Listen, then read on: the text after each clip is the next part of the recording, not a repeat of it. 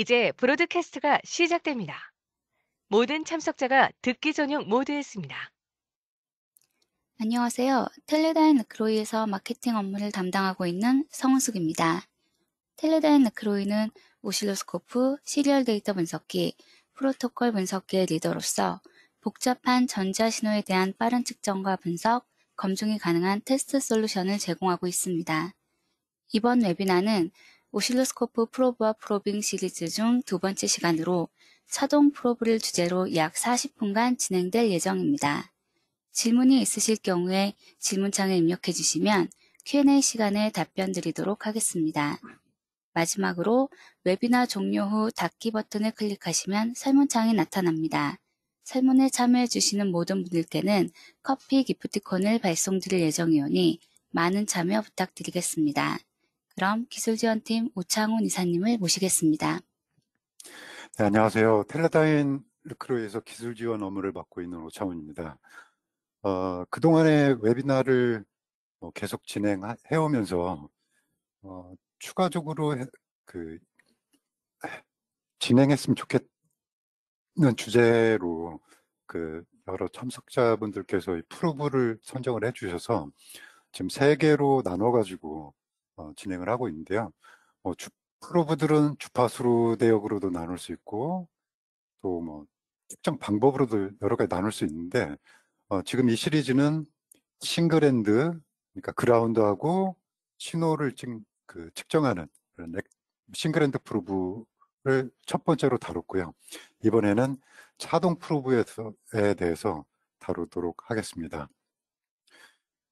잘 아시다시피 일반적인 그런 싱글핸드 프로브 또는 오실로스코프 같은 경우에는 항상 그라운드를 기준으로 해서 그라운드 기준 특정 포인트까지의 상대 전압을 이제 측정하는데요. 예를 들어서 그라운드를 기준으로 하고 있지 않는 그런 포인트들, 스위칭에서 해프 브리지라든가 풀 브리지 회로에서 어퍼에 있는 그런 스위칭 소자를 측정하게 되면 항상 신호가 플로팅 되는데 그런 경우에 이 디퍼런셜 프로브를 사용하게 됩니다. 그리고 이 디퍼런셜 프로브 같은 경우에도 주파수 대역에 대한 또는 로딩에 대한 그런 스펙들이 있는데요. 차동 프로브, 그러니까 디퍼런셜 프로브만의 그런 사용들이 또 있습니다.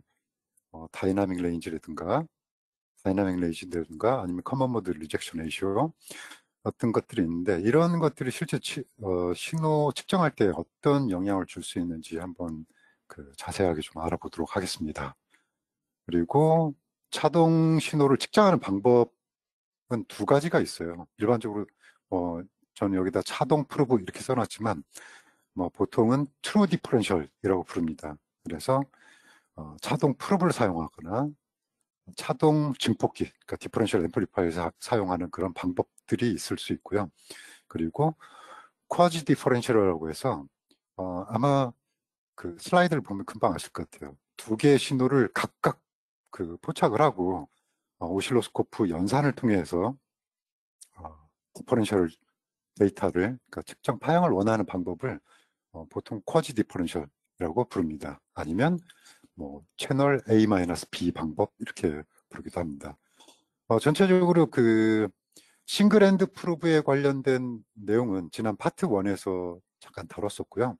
그리고 싱글핸드 프로브나 디퍼런셜 프로브나 똑같이 배율에 관한 문제, 그러니까 어테뉴에이션, 그리고 주파수 대역, 프로브 로딩, 이건 이제 똑같이 공통된 사항들입니다. 그래서 제가 이번 디퍼런셜 프로브에 대해서 다룰 때는 주파수 대역이나 프로브의 로딩이라든가 이쪽은 다루지를 않고요. 디퍼런셜 프로브의 사양에 대해서만 좀 집중적으로 알아보도록 하겠습니다.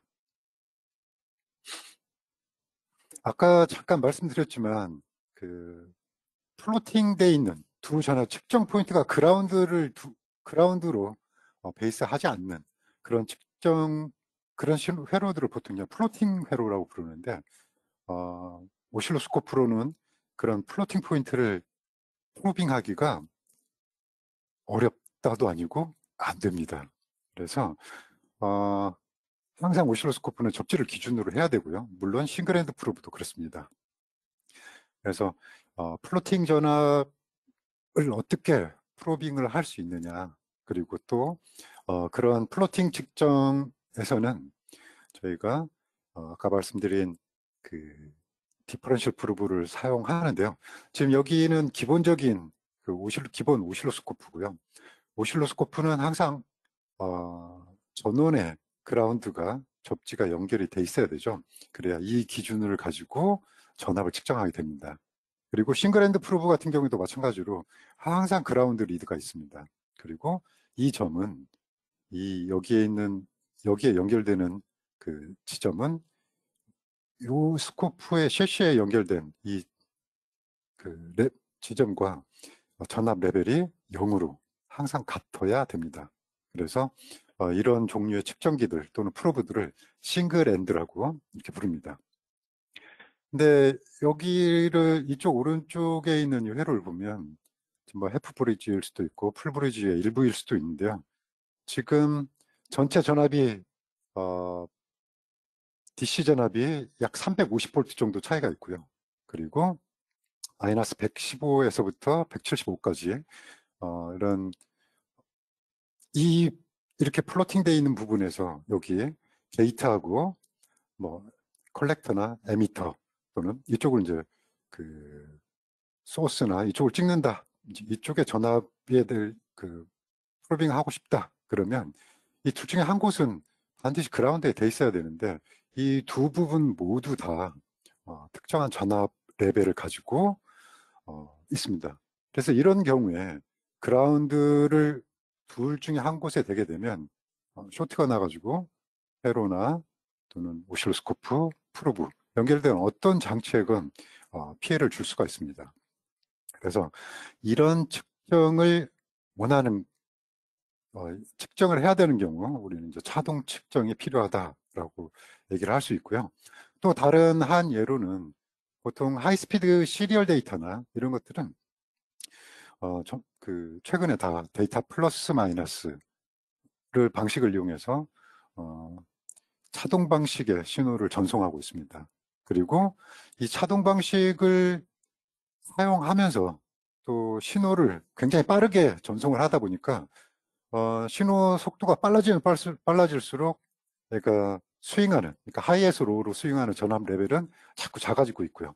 그러다 보니까 기본적으로 가지고 있는 노이즈들이 내가 봐야 될, 측정해야 될 또는 실제 전송해야 될 신호에 영향을 더 많이 주고 있는 거죠. 뭐 예를 들어서 노이즈가 뭐 좀 과장해서 100mV 이상이다. 근데 내가 보고 있는 신호가 원래는 1V였는데 얘가 500mV, 300mV로 작아지게 되면 노이즈 크기는 가만히 있을 때니까요. 상대적으로 굉장히 노이즈의 크기들이 그러니까 SNR이 안 좋아지는 거죠. 그죠? 그러다 보니까 이 노이즈를 제거하기 위한 방법으로도 이 노이즈를 제거하기 방법으로 차동 방식을 지금 선호하고 있고 실제 필드에서 적용이 되고 있습니다. 실제로 한번 그러니까 기본적인 이제 싱글핸드 뭐 데이터 플러스가 됐건 마이너스가 됐건 하나의 신호에서만 뭐 신호가 있었을 때 여기에서 노이즈가 들어가게 되면 뭐 실제로 여기서 보이는 이런 식으로 보이게 될 건데요. 이런 방법에서 이제 데이터 플러스하고 마이너스 두 개 똑같은 양의 똑같은 크기의 노이즈가 실려 있다면 얘네들은 이제 리시버에서 차동을 취해주게 되면 실제로 실제 신호의 전압의 크기는 2배로 올라가고 같이 실려 있는 노이즈는 제거가 되게 됩니다. 그래서 크게 이 두 가지가 차동 측정이 필요한 경우라고 말씀드릴 수가 있습니다. 그러니까 일반 데이터에서 플러스 마이너스 두 개의 보통 밸런스드 시스템이라고 부르는데요. 두 개의 데이터 플러스 마이너스를 각각 잡아서 디퍼런셜을 취하고 두 개의 공통적으로 실려 있는 노이즈는 제거를 하고 실제 신호를 정확하게 보겠다라는 의미가 되겠습니다. 그리고 또 하나의 경우는 플로팅 측정이 될 수가 있는데요. 그러니까 측정하고자 하는 두 개의 포인트가 그라운드를 기준으로 하고 있지 않는 경우에 그런 두 포인트를 측정할 때 우리는 차동 측정이 필요하다라고 말씀을 드릴 수가 있겠습니다. 그래서 아까 잠깐 말씀드렸지만 그 차동 신호를 측정하는 방법은 두 가지가 있어요. 하나는 쿼지 디퍼런셜이라고 해서 뭐 두 지점의 포인트들, 여기에 이제 로드가 있기 때문에 이 지점은 0볼트 지점이 아닙니다.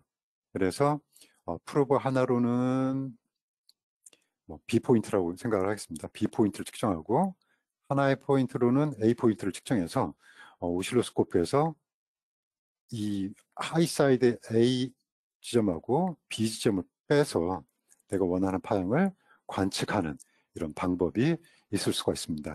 이런 방법들은 보통 디퍼런셜 시그널링을 측정할 때 주로 사용되는 방법이고요. 실제 뭐 프로브가 아니더라도 케이블을 이용해서 데이터 플러스 마이너스를 이제 보게 되는 이런 상황이 있을 수가 있습니다. 플로팅뿐만 아니라 밸런스 시스템에서도 마찬가지로 이런 방법을 취할 수가 있고요. 또 하나는 트루 디퍼런셜 방법이 있는데 이 방법은 디퍼런셜 프로브를 사용해서 두 지점의 차이, 그러니까 각각의 지점들을 포인트를 측정을 하고 이 디퍼런셜 프로브 안쪽에 있는 앰프 또는 회로를 통해서 두 지점 간의 전압을 스코프로 바로 확인하는 방법이 있겠습니다. 두 가지 방법들은 약간의 차이가 있는데요. 예를 들어서 여기 공통으로 실려 있는 전압이 굉장히 크다. 뭐 내가 보고 싶은 것은 한 뭐 1볼트 정도인데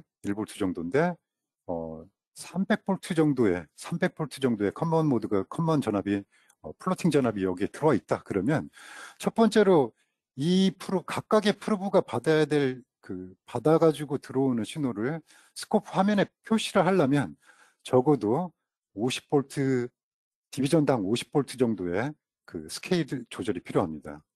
근데 이 상태에서 1볼트를 그 신호를 보겠다. 그러면 수직축으로 센시티비티가 떨어져서 첫 번째로 그냥 단순하게 봤을 때 이런 그 파형을 정확하게 보지 못할 확률이 굉장히 높다는 거고요. 그리고 반드시 채널을 2개 이상 써야 되기 때문에 그죠? 다른 필요한 채널에 볼 수 있는 그런 파형 숫자가 줄어든다는 그런 단점이 있습니다.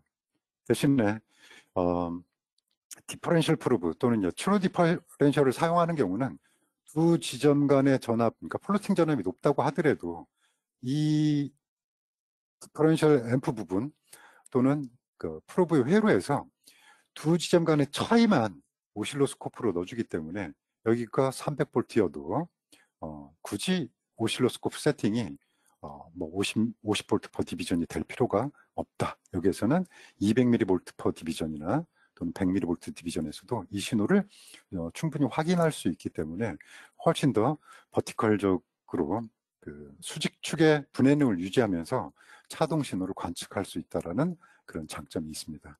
그리고 기타 다른 방법으로는 아이솔레이션 프로브나 두 개의 그러니까 회로를 그라운드를 단절시키는 거죠. 이쪽의 신호가 오실로스코프로 오지 않도록 해주는 방법이 있을 테고요. 그리고 오실로스코프의 그라운드를 잘라내가지고 플로팅하는 방법이 있는데 이 방법은 추천을 드리지 않고 있는 그런 방법입니다. 그래서 트루 디퍼런셜 방법은 크게 디퍼런셜 프로브, 디퍼런셜 증폭기, 아이솔레이션 프로브, 그리고 오실로스코프 플로팅이 있는데 마지막 방법은 추천을 하지 않습니다. 그래서 방금 그 전에 말씀드렸던 쿼지 디퍼런셜 같은 경우에는 두 개의 싱글핸드 프로브 또는 케이블을 이용해서 하이 쪽, 로어 쪽 두 개를 각각 포착을 하고 오실로스코프 연산 기능 중에 마이너스 연산을 취해서 디퍼런셜 신호를 오실로스코프에 띄우고 측정하는 이런 방법이 있습니다. 그래서 보통 하이스피드 신호의 경우에는 뭐 예를 들어 지금 현재 PCI 익스프레스 젠5 같은 거 32GBps고 또 젠6는 64GBps까지 올라가는데 그런 경우에는 아직 그런 대역을 지원할 수 있는 그런 차동 프로브가 있지 않습니다. 그리고 프로브의 로딩 때문에도 그 신호에 영향을 줄 수 있기 때문에 주로 케이블 연결을 사용하고요. 그래서 테스트 픽스처나 케이블 연결을 이용해서 쿼지 디퍼런셜을 사용해서 측정을 하는 게 가장 일반적인 경우입니다. 그리고 플로팅 전압이 있는 경우에는 아까 잠깐 언급 해드렸는데요. 공통적으로 그러니까 두 지점 A하고 B 지점에 공통적으로 실려 있는 전압이 굉장히 크고 내가 봐야 될 신호보다 훨씬 크다. 그러면 이 쿼지 디퍼런셜은 사용할 수가 없는 그런 방법입니다.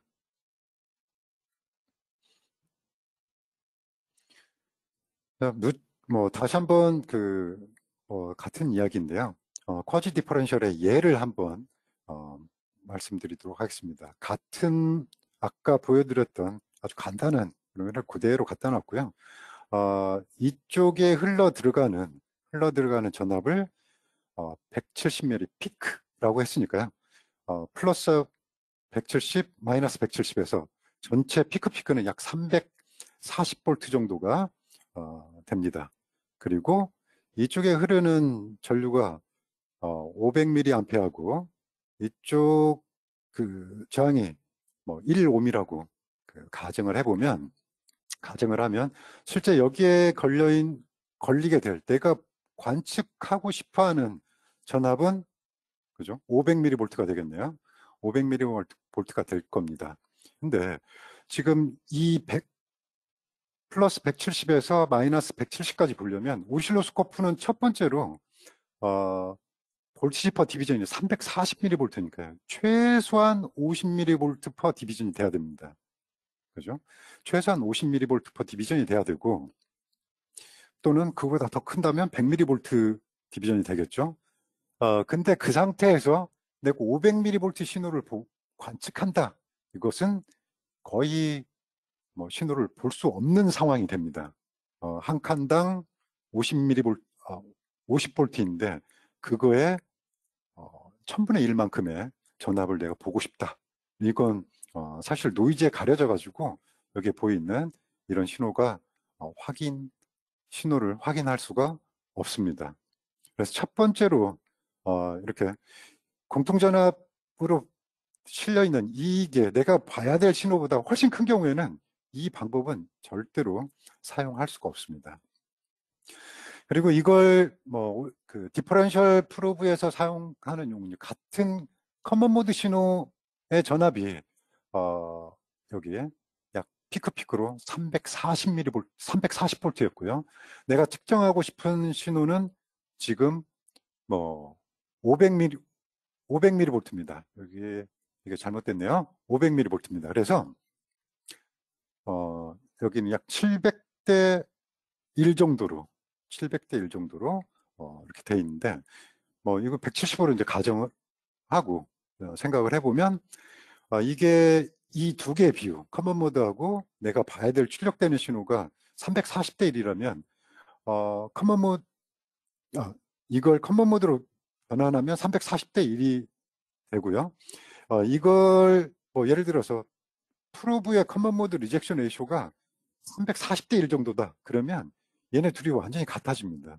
그래서 100% 노이즈 밖에는 화면에서 볼 수가 없습니다. 그래서 내가 봐야 되는 커먼 모드 신호하고 실려있는 커먼 모드 신호하고 관측해야 될 신호의 비를 계산해 보고요. 그리고 이것보다 최소한 10배 이상의 커먼 모드 리젝션 레이쇼를 가지고 있는 이런 디퍼런셜 프로브를 사용하는 것이 이런 뭐라 그럴까요? 차동 신호를 볼 때 적합한 프로브의 사양을 선정하는 그런 방법이라고 할 수가 있습니다. 그리고 차동 프로브에서 주파수 대역, 라이징 타임 여러 가지 사양들이 있지만 차동 신호에 관련된 그런 사양으로는 다이나믹 레인지라는 그 사양을 제공하고 있습니다. 이 다이나믹 레인지는 크게 이제 세 가지로 나눌 수가 있는데 하나는 차동 모드의 입력 전압, 보통 디퍼런셜 인풋 레인지 이렇게 부르고요. 그리고 공통 모드 전압, 옵셋 전압 이 세 가지가 기본적으로 표시가 되어 있습니다. 그래서 이런 정의들을 한번 살펴보고 어떻게 내가 측정을 원하는 그런 대상 회로에서 어떤 프로브를 선정을 해야 되는지 한번 알아보도록 하겠습니다. 기본적으로 다이나믹 레인지라고 하면 차동 프로브나 싱글핸드 프로브나 내가 측정 가능한 범위를 다이나믹 레인지라고 표시를 하고 있고요. 그래서 차동으로 받을 수 있는 범위, 뭐 공통 모드의 범위, 그리고 옵셋 이 세 가지가 있습니다. 근데 이 중에서 차동 모드는 가장 일반적으로 많이 언급을 하기 때문에 잘 이해를 하고 계신데, 커먼 모드 입력 전압은 제가 여러 분을 만나 뵀는데 다들 커먼 모드 전압하고, 그러니까 실제 회로의 커먼 모드 전압하고 또 프로브의 공통 모드, 그러니까 커먼 모드 인풋 볼티지 레인지하고 약간 혼동을 하시는 것 같습니다. 한번 확인을 해보도록 하겠습니다. 그러니까 차동 모드 전압 범위, 입력 전압 범위는 보통 디퍼런셜 모드 볼티지 레인지 또는 인풋 디퍼런셜 레인지 이런 식으로 이제 볼티지 레인지 이런 식으로 표시가 되어 있는데, 실제 이 디퍼런셜 모드라고 되어 있는 건 뭐냐면 이 프로브나 앰프가 그 두 신호의 차이 전압을 받을 수 있는 최대 범위를 얘기하고 있습니다. 그래서 뭐 예를 들어서 디퍼런셜 모드 레인지가 1500V다 그러면 두 신호의 전압 차이가 1500V까지 내가 입력을 받을 수 있다라는 얘기가 되겠습니다. 크게 어려운 얘기는 아닙니다. 하지만 우리가 또 봐야 될 게 뭐냐면 이건 디퍼런셜 프로브고요. 디퍼런셜 프로브는 두 지점 간의 전압 차를 보는 겁니다. 그래서 반드시 디퍼런셜 모드 레인지만 확인하면 안 되고요. 반드시 공통 모드, 커먼 모드 전압 레인지도 확인을 하셔야 됩니다. 그리고 우리가 실제로 오실로스코프에서 보는 그런 전압하고 파형은 모두 디퍼런셜 모드의 전압을 관측하게 됩니다. 커먼 모드 레인지는 오실로스코프 또는 이제 디퍼런셜 프로브에서 커먼 모드 인풋 전압 레인지는 이렇습니다. 하이 붉은색으로 표시된 플러스 라인하고요, 리드하고 마이너스 리드가 있는데 이 각각의 리드에서 최대로 받을 수 있는 전압이 됩니다. 그러니까 디퍼런셜 모드 전압이 뭐 1500V여도 여기 커먼 모드 전압 레인지가 수백 볼트에 머물러 있다 그러면 각 포인트의 전압이 커먼 모드 전압을 넘어서서는 안 됩니다. 그래서 어떻게 보면 디퍼런셜 모드 전압도 확인해야 되지만 반드시 먼저 커먼 모드 전압을 확인해야 됩니다. 왜냐하면 그라운드에서부터 내가 마이너스 리드에 연결하는 전압이 얼만큼 떠 있는지, 그리고 플러스 리드는 또 얼만큼 전압 차이가 있는지 확인을 해야 되는 거고요. 이 전압은 두 개 공통적으로 실려 있는 커먼 모드 전압은 스코프에서 보이지 않습니다. 디퍼런셜 신호 안에 섞여가지고 들어오기 때문에 보이지 않습니다. 그래서 보통 이런 경우에는 입력단을 각각 따로따로, 그러니까 두 개를 동시에 연결하지 않고 하나의 포인트만 먼저 확인을 해보면 알 수 있는데요. 이 하나의 포인트가 이 전압을 넘어가게 되면 프로브가 에러가 생길 수가 있습니다. 다시 말씀드리면 고장날 확률이 굉장히 크다. 그래서 커먼 모드 전압에 대해서는 반드시 확인을 해 주셔야 됩니다.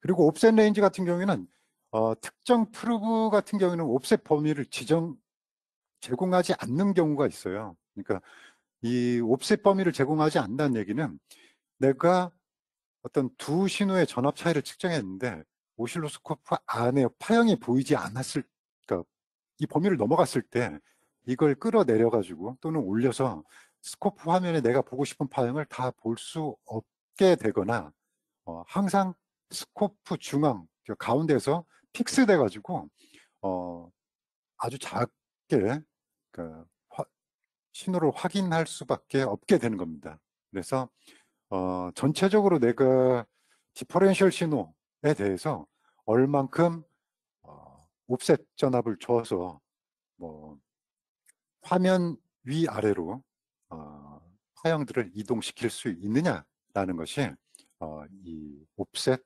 레인지라는 사양이 되겠습니다.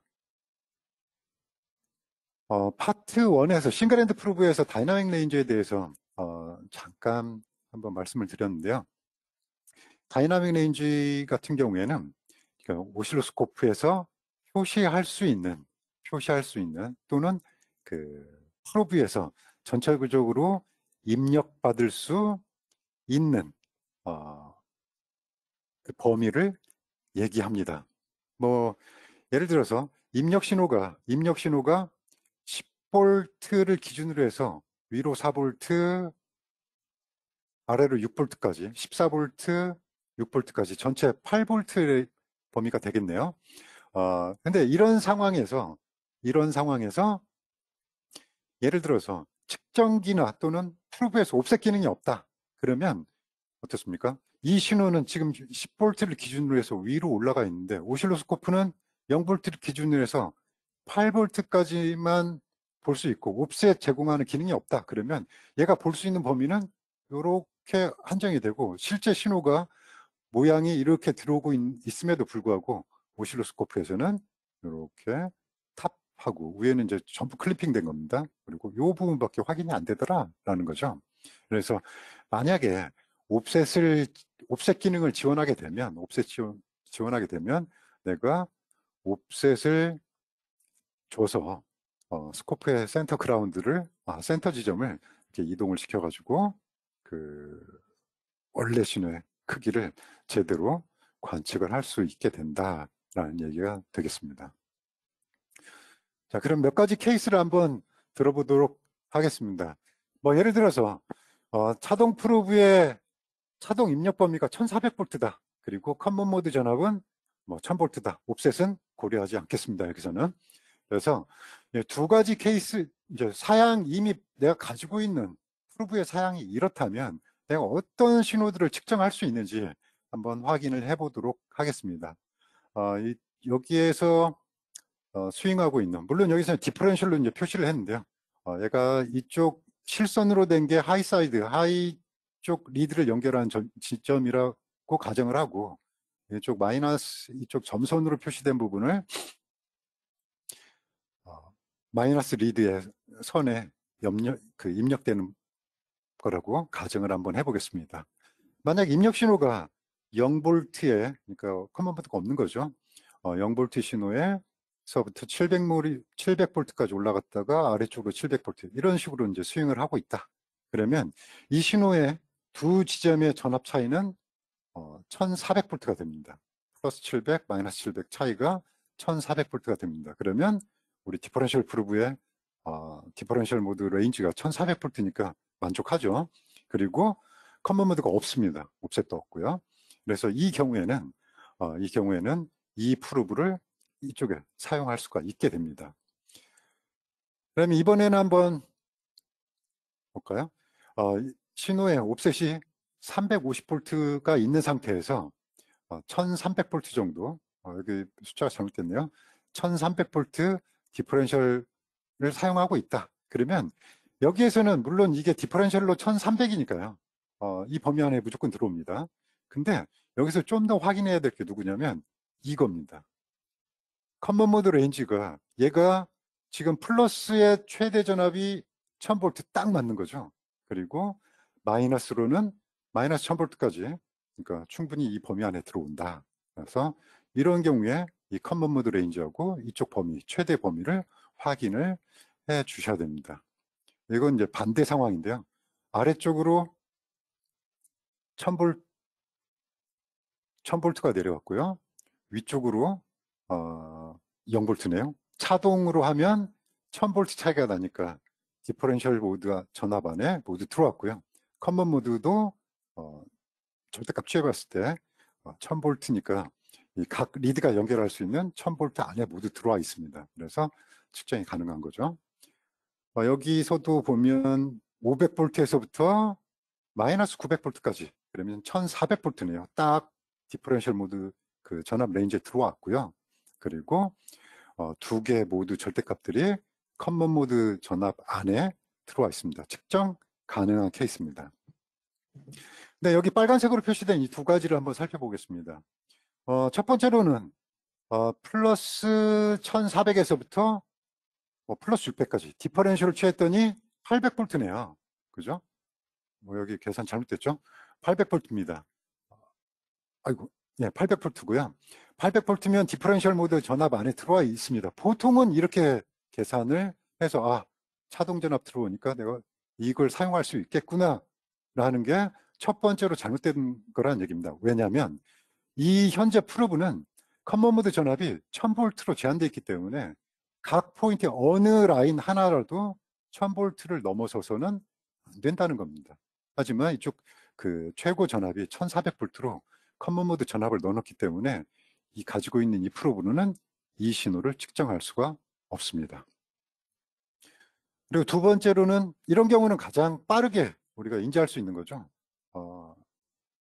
차동 전압이 1500V고, 그죠? 차동 전압이 1500V고, 커먼 모드 전압은 750, 750에서 이 범위 안에 있지만, 차동 번압 자체가 프로브가 제공하는 전압보다 훨씬 높기 때문에, 이런 케이스는 불가능하다라는 게 되겠습니다. 그래서 항상 내가 어떤 어플리케이션에서 내 프로브를 사용하고 싶을 때는 반드시 디퍼런셜 전압, 예상하고 있는 디퍼런셜 전압, 또는 이미 시뮬레이션에서 결과를 가지고 있는 차동 전압, 그리고 각각의 포인트에서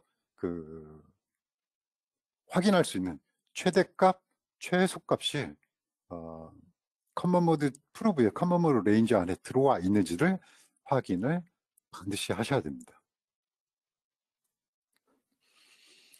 디퍼렌셜 프로브 같은 경우는 크게 두 종류로 나눠져 있습니다. 왼편에 있는 것들은 주파수 대역이 최대 30GHz, 적게는 4GHz부터 30GHz 하이 스피드를 다루는 하이스피드용 디퍼렌셜 프로브고요. 오른쪽에 표시한 게 대표적인 그 하이 볼티지용 차동 프로브가 되겠습니다. 주파수 대역에 큰 차이가 있고요. 그리고 보통 하이스피드에서는 50옴 정도의, 그러니까 차동으로 100옴 정도의 그 터미네이션을 사용하기 때문에 이쪽에서는 디퍼렌셜로 200K 인풋 임피던스 정도를 가지고 있고요. 그리고 고전압용은 약 10메가옴의 입력 임피던스를 가지고 있고요. 그리고 하나를 그라운드에 연결했을 경우에는 약 5메가 정도의 입력 임피던스를 가지고 있습니다. 그리고 보통 하이스피드용 그 프로브들은 프로브 자체에 에서 배율을 제공하기도 하지만 팁에 따라서 앞에 연결된 팁들이 어떤 거냐에 따라서 배율이 달라지게 됩니다. 그리고 고전압용 디퍼렌셜 프로브들은 측정하고 있는 전압의 크기 또는 오실로스코프의 볼트지퍼 디비전에 따라서 자동으로 50대 1, 100대 1이 선택되거나 50대 1에서부터 500대 1까지 자동으로 선택이 되도록, 그러니까 매뉴얼로 선택하는 게 아니라 자동으로 선택하도록 되어 있습니다. 그리고 이전에 알아봤던 입력 다이나믹 레인지, 보통 이렇게만 표시되어 있는데 이것은 디퍼렌셜 레인지를 얘기합니다. 그래서 3220이라는 이 모델은 최대 2000V까지 차동 전압을 측정할 수 있고 3000 시리즈 같은 경우에는 1500V, 그리고 하이스피드용은 2V에서 약 5V 정도의 차동 전압을 측정할 수 있는 그런 사양을 제공을 합니다. 그리고 커먼 모드도 1500V, 2000V, 하이 볼티지용 굉장히 높은 그 전압을 제공을 하고 있고요. 옵셋 전압도 마찬가지가 되겠습니다. 그리고 아까 잠깐 예에서 보여드렸던 것처럼 우리가 340V짜리를 500mV 또는 1V 신호를 측정할 때 내가 공통적으로 플러스 마이너스에 실려있는 전압이 얼마나 작은 전압을 내가 관측할 거냐라는 것들을 이제 커먼 모드 리젝션 레이쇼라고 부르는데, 커먼 모드 리젝션 레이쇼 같은 경우에는 디퍼런셜 프로브에서는 아주 중요한 입력 디퍼런셜 전압 범위만큼 중요한 사양이라고 할 수가 있는데요. 이 사양은 주파수별로 특성이 각각 달라지게 됩니다. 한번 이 CMRR에 대해서 한번 알아보도록 하겠습니다. 이 커먼 모드 리젝션 또는 커먼 모드 리젝션 레이쇼라고 표시되는 건데요. 얼마나 공통적으로, 그러니까 그 플러스 리드하고 마이너스 리드 그 사이에 공통적으로 실려 있는 전압을 얼마나 효과적으로 잘 제거할 수 있느냐라는 것들을 표시하는 게 커먼 모드 리젝션 레이쇼 또는 커먼 모드 리젝션 기능을 이 디퍼런셜 프로브나 앰프가 수행을 합니다. 그래서 각각 라인에 지금 플러스 라인이나 마이너스 라인 또는 그 리드에서 같이 실려 있는 전압 또는 신호가 커먼 모드 신호니까요. 얘네 둘이가 들어가서 좀 디퍼런셜 되면서 완전히 제로로 탁 가면 좋은데 실제 이 필드에 나와 있는 프로브는 디퍼런셜 프로브는 커먼 모드를 완전히 다 제거할 수가 없습니다. 그래서 어느 일정한 양들이 커먼 모드 신호가 출력이 되는데요. 입력 대비 출력이 얼만큼이나 나오는지를 사양으로 정해놓은 게 커먼 모드 리젝션 레이쇼라는 게 있습니다. 보통 이 커먼 모드는 신호 자체에서, 그러니까 디퍼런셜 회로나 앰프에서 자체적으로 출력되는 게 있을 수 있고요. 또 하나는 차동 신호 같은 경우에는 차동 신호나 또는 이쪽에서는 앞에 리드에 걸려있는 소스 임피던스가 조금 차이가 있으면 이 공통적으로 보는 플러스에서 보는 이 신호하고 마이너스에서 보는 이 신호가 차이가 있을 수가 있습니다. 그래서 입력 임피던스, 소스 임피던스의 차이에 의해서도 이 커먼 모드 신호가 나올 수 있고요. 또는 데이터를 전송한다면 플러스하고 마이너스 신호 간의 딜레이나 스큐에 의해서도 커먼 모드가 출력될 수가 있습니다. 이런 것들을 보통 차동 디퍼런셜 투 커먼 모드 컨버전이라고 부르는데요. 이런 신호들이 출력돼서 모두 합해져서 커먼 모드 출력으로 나오게 됩니다. 그래서 커먼 모드는 보통은 커먼 모드는 내가 입력하고 있는 공통으로 실려 있는 이 커먼 모드 전압 보통은 앰플리튜드를 얘기합니다. 그래서 입력되는 신호하고 출력되는 신호의 차이를 얘기를 합니다. 그리고 앰프에 어떤 개인이 있다면 개인이 곱해져서 이 커먼 모드의 비율을 나타내는데요.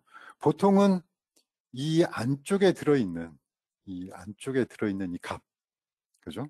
여기를 커먼 모드 리젝션 레이쇼라고 부르고 이거에 대해서 로그를 취하면 커먼 모드 리젝션 이렇게 부릅니다. 보통은 두 개를 모두 공통적으로 부르는데 CMRR 또는 커먼 모드 리젝션 레이쇼라고 표기를 합니다. 그래서 어떤 그 프로브들에서는 이 커먼 모드 인 되는 거하고 출력되는 거하고 비율로 표시되는 경우가 있고요. 또는 dB로 해서 커먼 모드 리젝션 레이쇼를 표시합니다. 같은 이야기인데 실제 이제 숫자를 한번 넣어봤습니다. 여기에 입력 신호가 1V고 여기서 출력되는 신호가 50mV였다면 그죠? 여기에 이 비율은 약 0.05가 될 거고 이 커먼 모드는 이거의 배율이 곱해져서 약 200대 1 정도 된다. 그러면 얘를 20로그에 200 이렇게 하면 되겠죠. 또는 거꾸로 하면 200분의 1 이렇게 되니까요. 그러면 마이너스 밸류가 나오게 될 겁니다.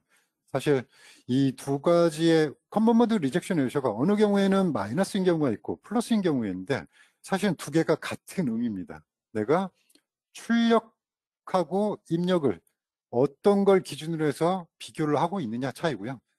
예를 들어서 출력을 입력으로 나누는 비율을 따졌다. 그러면 이때는 마이너스 밸류가 마이너스 밸류를 가질 거고요. 이쪽 로그 값이 있어요. 그리고 인아웃 이거 바꿨다면 여기서는 플러스 값을 가지게 될 겁니다. 그래서 그 크기는 그냥 단순히 부호보다는 뭐랄까요, 그 절대적인 크기를 확인은 해보시면 될 것 같습니다. 보통 커먼 모드 리젝션 레이쇼는 dB 값으로 해서 주파수로 표시가 됩니다. 그리고 확인하기가 굉장히 불편한데, 그럼 간단하게 우리가 이제 확인할 수 있는 방법이 있느냐? 어떤 방법으로 스코프에서 이 커먼 모드, 내가 봐야 될 신호에서 커먼 모드 리젝션 레이쇼를 확인할 수 있냐면요. 첫 번째로는 이런 방법을 취할 수가 있습니다. 그러니까 측정해야 될 포인트에 같은 포인트에 두 프로브를 연결합니다. 그러면 이 두 개의 소스는 두 개가 완전히 같을 거고요. 이 앰프나 또는 디퍼런셜 프로브가 완전히 커먼 모드를 제거한다면 일자가 나올 겁니다. 그죠? 하지만 이 신호가 얘가 커먼 모드 리젝션 레이쇼가 굉장히 훌륭하지 않다. 그러면 같은 포인트를 찍었음에도 불구하고 어떤 신호를 우리가 볼 수가 있다라는 거죠. 그래서 이런 방법으로 좀 확인을 해볼 수가 있고요. 이런 방법을 피하면서 한 번은 내가 여기를 찍어가지고 커먼 모드 리젝션 레이쇼를 확인하고 또 한 번은 두 포인트를 그대로 다른 포인트에 연결해서 연결하게 되면 두 지점 간의 소스 임피던스의 차이를 또 확인하는 방법이 있을 수 있겠습니다. 여기서는 두 개 그 프로브, 서로 다른 프로브를 이용해서 커먼 모드 리젝션 레이쇼를 각각 같은 포인트에 연결해가지고 측정한 걸 비교를 하고 있습니다.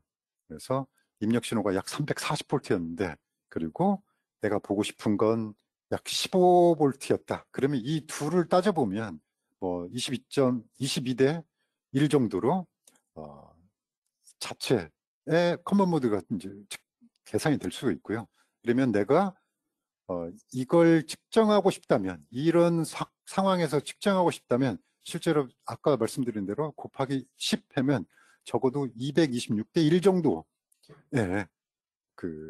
뭐랄까요, 커먼 모드 리젝션 레이쇼가 이제 필요하다. 그리고 그런 사양을 가진 프로브가 필요하다라는 얘기입니다.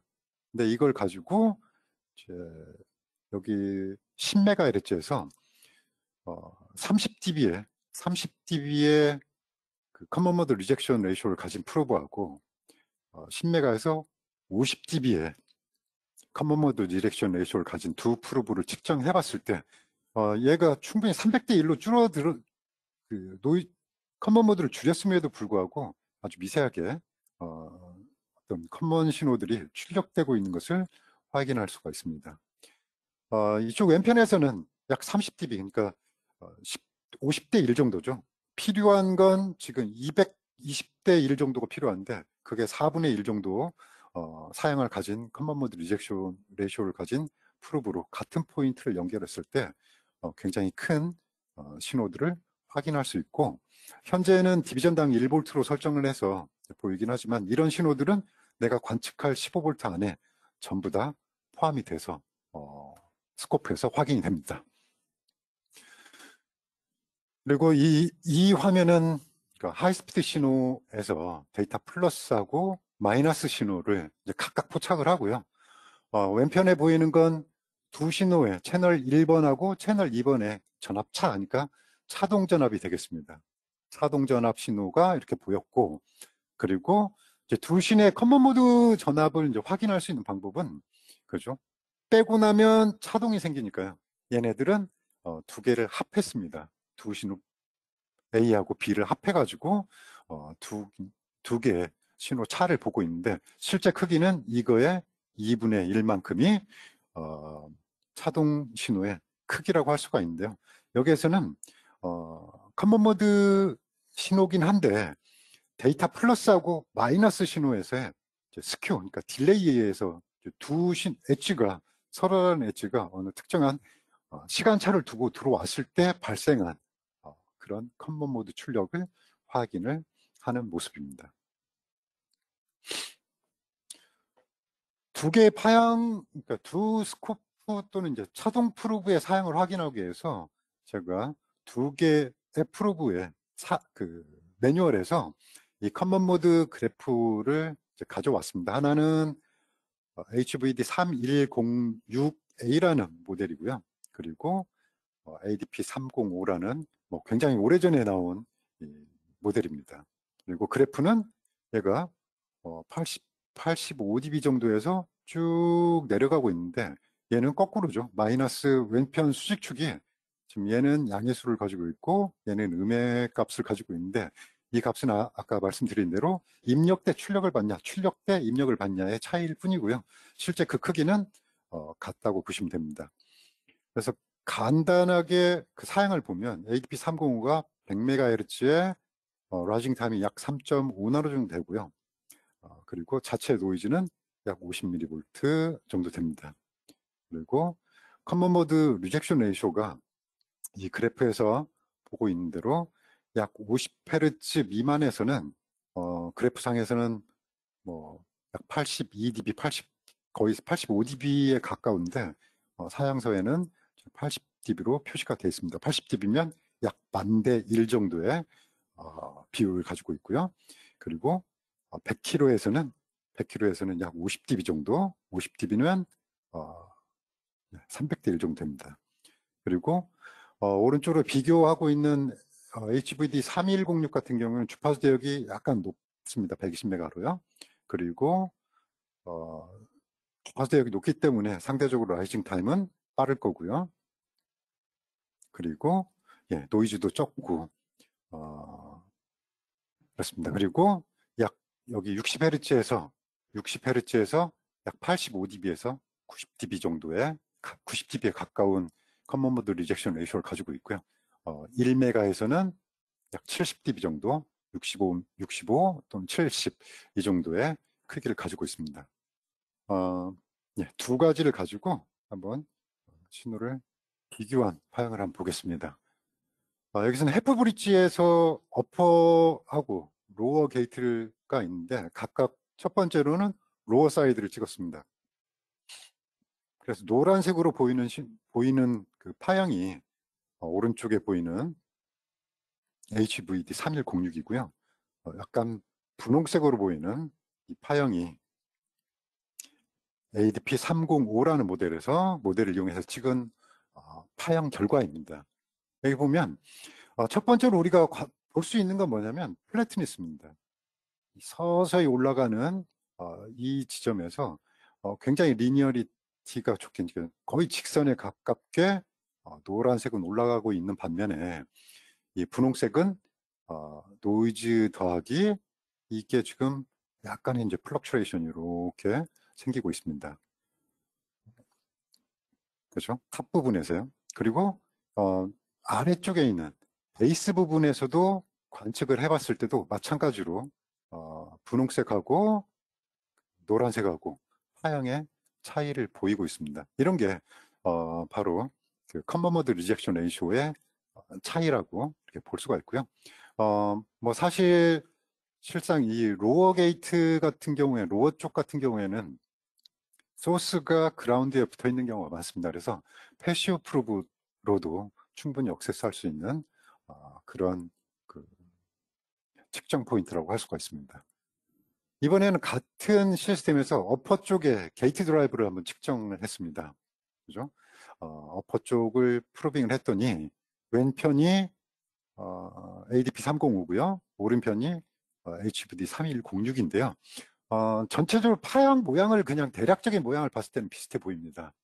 제가 여기서 관심 있게 봤던 내용은 여기에 나타난 이 과도 현상, 뭐 이 크기를 한번 보시면 오른편에 있는 애는 이쪽 밀러 부분이죠. 밀러 레벨보다 훨씬 작은데 왼편에 있는 이 305 같은 경우에는 밀러 이펙트보다 더 훨씬 더 큰 이런 과도 현상을 보이고 있습니다. 만약에 실제로 이 칩셋에서 이런 신호가 실제로 발생이 됐다면, 그죠? 밀러보다 크게 되면 아마 어퍼 게이트 쪽에 회로에 문제가 생겼을 거라고 생각이 됩니다. 이것보다는 훨씬 작아야겠죠. 그리고 또 하나 이제 관심 있게 본 부분이 이쪽 그라운드 지점에서부터의 플래트니스입니다. 이쪽은 거의 DC 레벨을 그대로 잘 유지를 하고 있습니다. 그렇죠? 잘 유지를 하고 있는데 왼편에서는 레벨이 변하고 있습니다. 레벨이 변하고 있고 여기에서 봤던 이런 펄스들이 그대로 이 베이스로 흔들리는 이 부분에 그대로 실려 있다는 얘기죠. 이런 부분들은 주로 이제 발생하는 그 효과는 두 가지의 원인이 있습니다. 하나는 커먼 모드 리젝션 레이쇼가 낮아가지고 공통적으로 섞여 있는 부분을 제거하지 못한 경우, 그래서 그 신호에 그대로 실려가지고 보이는 경우가 있고요. 이제 두 번째로는 소스 임피던스가 다른 경우가 있을 수가 있습니다. 특히 소스 임피던스가 다른 경우에는 커먼 모드 전압이 높으면 높을수록 이런 현상들이 더 크게 보일 수가 있습니다. 그리고 프로브의 로딩으로 인해서 회로에 추가되는 그 임피던스가 커졌을 때도 이런 현상들을 볼 수가 있습니다. 그래서 커먼 모드 리젝션 레이쇼가 어떻느냐에 따라서 얼마나 우리가 올바른 신호들을 관측할 수 있느냐 없느냐가 이제 결정이 된다고 보시면 되겠습니다. 여기서 이제 참고로 다음 그 파트에서 다루게 될 그 옵티컬 아이솔레이션 프로브도 같이 이제 비교를 한번 해봤는데요. 여기서는 하이사이드, 그죠? 이쪽에서 반대쪽에서 지금 15V 정도의 그 엣지가 변하는 이런 걸로 인해서 내가 같은 포인트에서 프로브 팁을 넣었을 때 여기에서 변하는 이 상태 때문에 지금 뭔가가 유입이 됐습니다.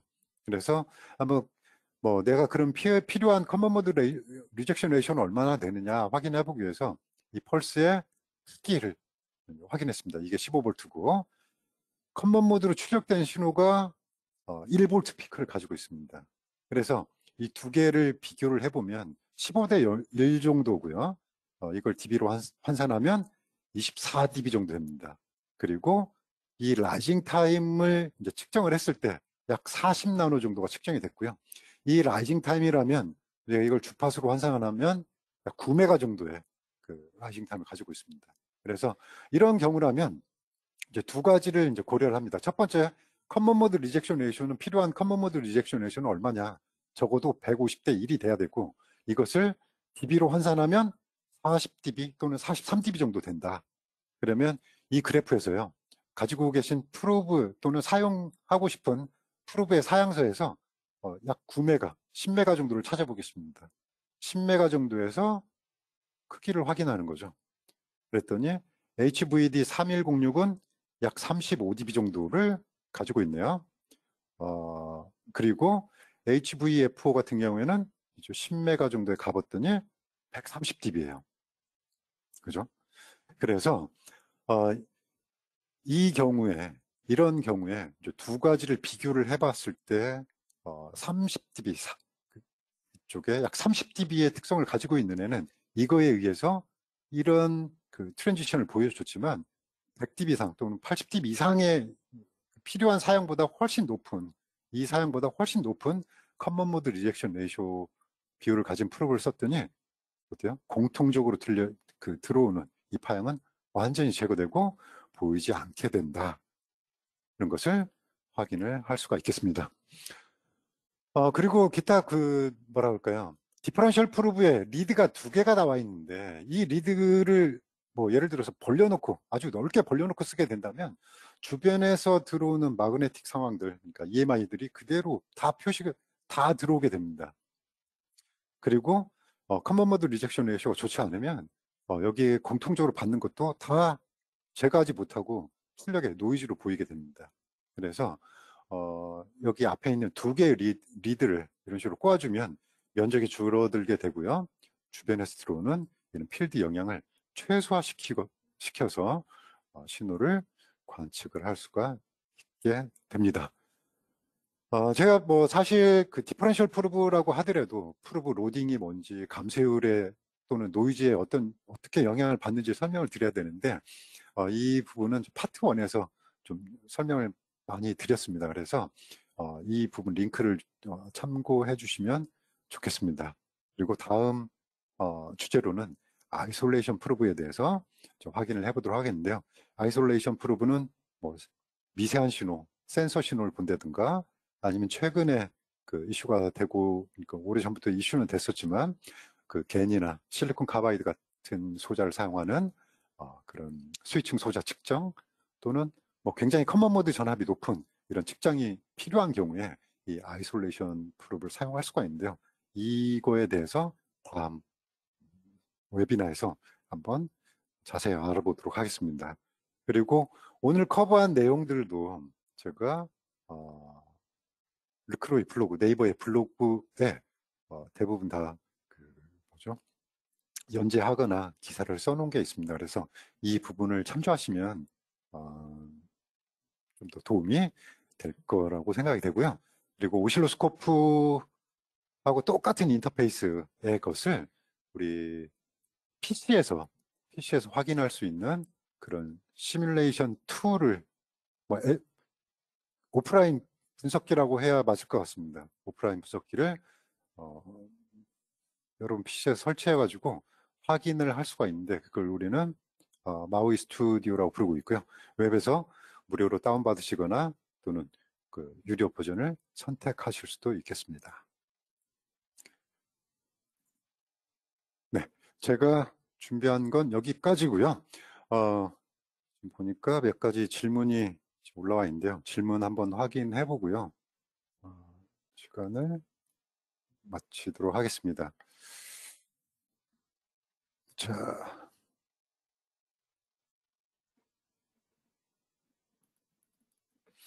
두 개의 질문인데요. 하나는 디퍼런셜 프루브 끝이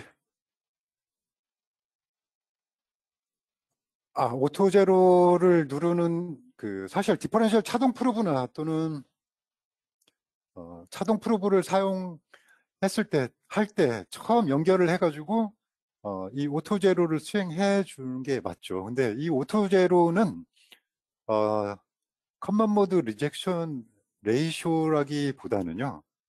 사실 얘가 앰프를 사용하고 있고 액티브 소자를 쓰다 보니까 그 안에 있는 잔류되어 있는 어떤 전압들 때문에 옵셋이 오르거나 내려질 수가 있습니다. 내려갈 수가 있습니다. 그래서 그 부분을 옵셋을 0으로 맞춰주는 그런 작업이 오토 제로라는 그런 기능입니다. 일반 패시브 프로브를 쓰게 되면요. 이제 배율면서 10대 1 배율하고 이것 때문에 보통 제가 알기로는 100대 1에서 50대 1 정도의 이 커먼 모드 리젝션 레이쇼를 가지고 있는 걸로 알고 있습니다. 네.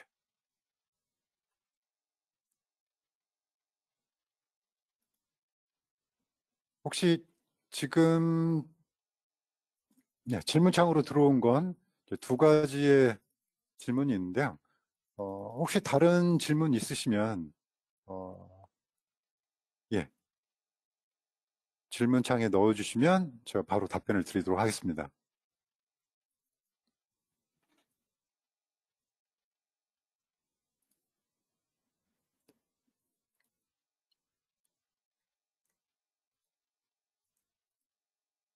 질문 없으신가요?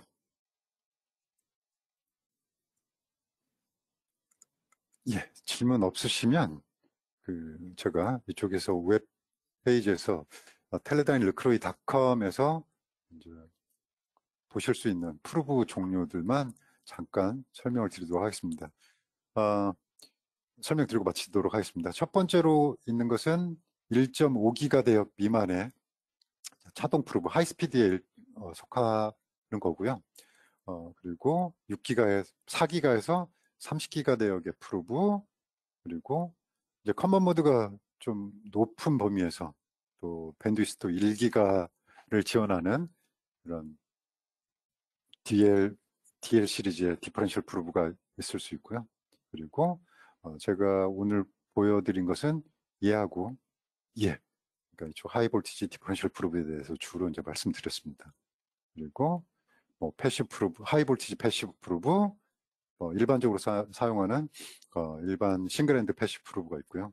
액티브 프로브들, 이 아래쪽에 있는 것들은 다 액티브 프로브들입니다. 그리고 여기에 있는 DLISO라는 이 프로브는 옵티컬 프로브인데요. 이 부분에 대해서는 좀 더 그 다음 주 중에 여기 어떤 걸 주로 관측하고 실제 파형을 찍었을 때 어떻게 달라질 수 있는지 좀 말씀을 드리도록 하겠습니다.